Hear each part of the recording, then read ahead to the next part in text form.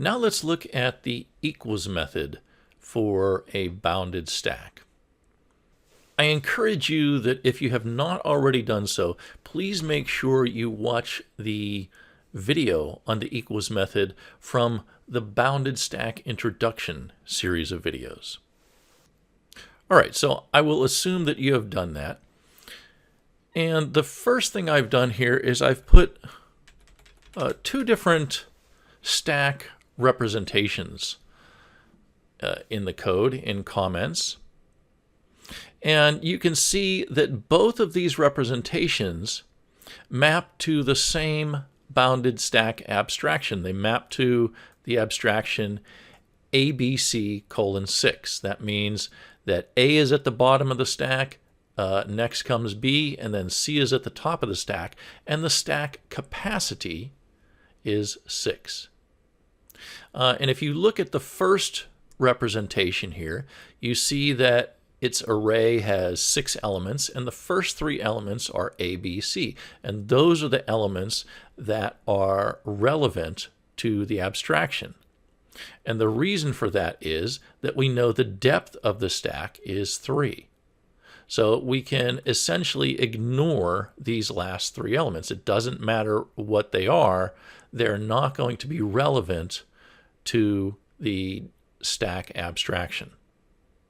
All right, so here we have DEF, here we have XYZ, and neither of those are relevant. So that is why both of these representations map to the same stack. The reason I'm putting this on here is because we need to make sure that our equals method is comparing the abstract value of the stack. All right, these representations have the same abstraction. So if I say S1 equals S2, it should return true because the abstract values are the same. Okay, so we need an equals method that returns true for the same abstract values. Eventually, the equals method that we're going to write is going to go in the abstract stack. Okay, right now we're in array stack, but I'm going to show you what happens. Let me just save that. I'm going to show you what happens if you use Eclipse to automatically generate an equals method. So to do that, you go up to source. And by the way, to do that, you need to be in your in a concrete class, or it's not going to work. So the first thing you do is you go up to source and you say generate hashcode and equals. And it says, you know, what do you want to use in testing equality? I want to use all of these because all of these contribute to the abstract value of the stack. I like to choose use instance of to compare types. I don't like to choose blocks and if statements, and I'm not going to worry about comments right now. So I'm going to hit OK. And you see I get a warning here. The superclass abstract stack doesn't redeclare equals in hash code, so the resulting code may not work correctly. That's absolutely true. It doesn't redeclare equals in hash code, and you can see that here. It gives us the code, and it says, see, they're not there. That's fine. We're not going to worry about that right now because we are going to implement these in the abstract stack. So I'm just going to ignore that warning and say OK. And you can see now that it has given us some boilerplate. Well, it's not boilerplate. These are the supposed implementations of hash code and equals. Hash code we're not going to worry about right now. So let's focus on the equals method. Now I'm going to shorten this a little bit.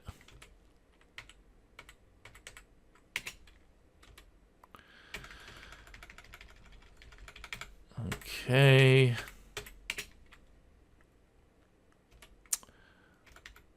And all right.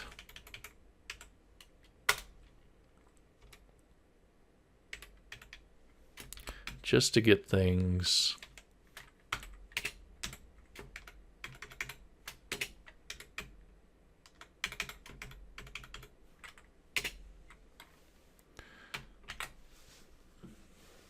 lined up here. By the way, if you've ever had this problem where you highlight a certain variable because you selected it and then you click off it and it stays highlighted, if that is annoying to you, which it is to me, you go up to Window, Preferences. Actually, let me just show you. You go to Java, you open that up, you go to Editor, and you open that up, and you go to Mark Occurrences. And see that little last thing? Keep marks when the selection changes. I'm going to deselect that. I'm going to apply it, and I'm going to hit OK. Now, if I mark that false or return false, you see all these return falses. But if I go outside of that and click outside, those highlights disappear.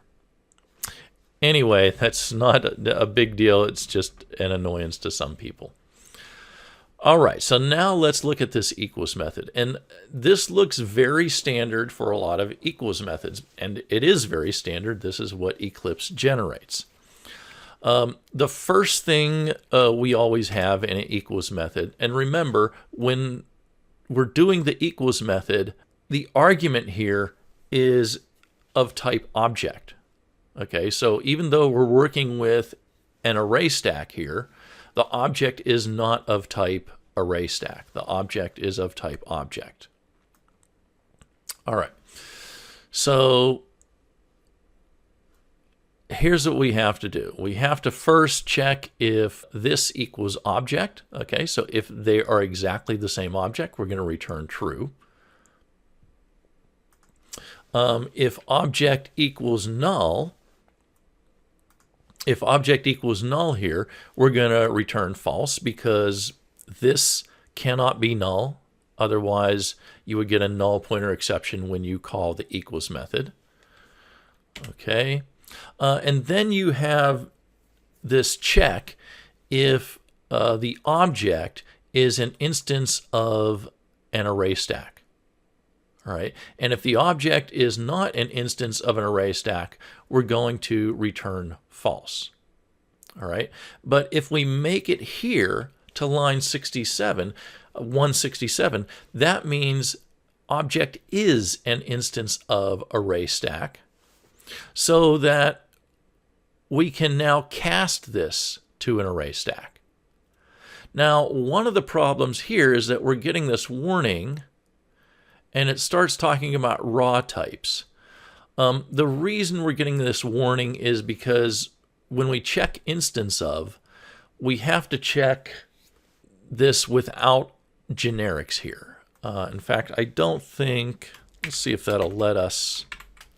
Yeah, see, it's going to give us an error if we try to check that generics because of the way Java does generics, which is just the way it is. It's not ideal, but there are pluses and minuses to it. If you know that this is a non-generic object, what you should actually do here, instead of working with raw types, when you cast this, you should, it's not going to work if you do this.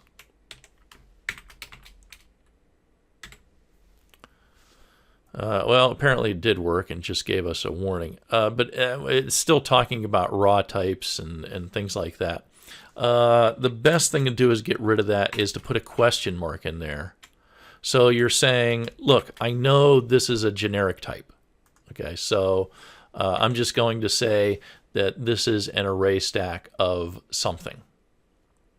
All right, and that's what that question mark is going to do. And you can see that we've got rid of that warning now. All right, now let's look at what we're doing. We're checking if the capacities are equal, and if the capacities are not equal, we're going to return false. That is what we want. And then we're checking if the depths are equal, and if the depths are equal, we're going to return false. That is what we want. And then we're checking if each of the elements in each of the arrays are equal. And if each of the elements in each of the arrays are equal, we're going to return false. That is not what we want. In fact, if we look at our two stacks here, S1 and S2, we see that the last three elements of the array are not equal to the last three elements of that array. So this is going to return false, even though these are conceptually the same stack. These map to the same abstract value of stack. All right, so we want this to actually return true. We could fix this by saying something like, if, how would we do this? Well, we know they're the same depth, right? So we could fix this if we just did for int I equals 0, I less than elements, whoops, I less than depth. All right, I plus plus. And then we said,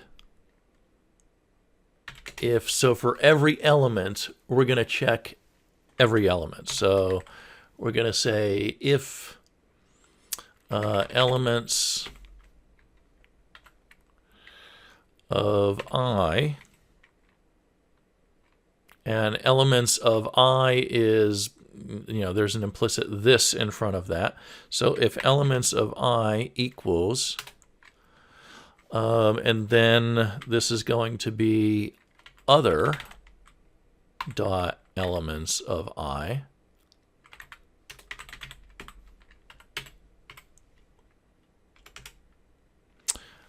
And actually, I don't want to say return true. I want to say if they're not equal, then return false.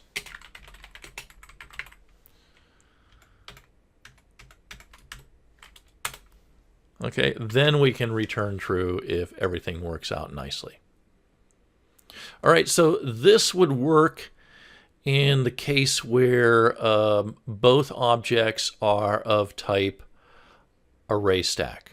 However, we don't want to limit ourselves to that.